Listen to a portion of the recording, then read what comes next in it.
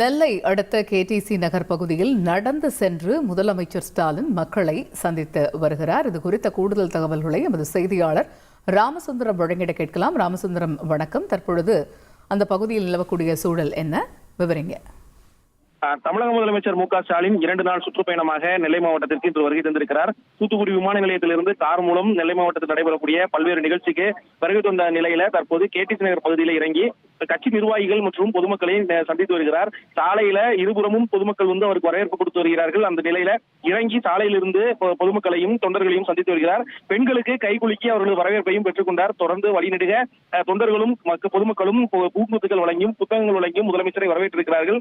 இதனைத் தொடர்ந்து நெல்லை மாவட்டம் கங்கைகொண்டான் பகுதியில் இருக்கக்கூடிய சோலார் தொழிற்சாலைகளை தொடர்ந்து திறந்து வைப்பதற்காக வருகிற நிலையில கங்கைகொண்டான் பகுதியிலும் தமிழக முதலமைச்சருக்கு பிரம்மாண்ட வரவேற்பு நடத்துவதற்கான ஏற்பாடுகள் செய்யப்பட்டிருக்கிறது.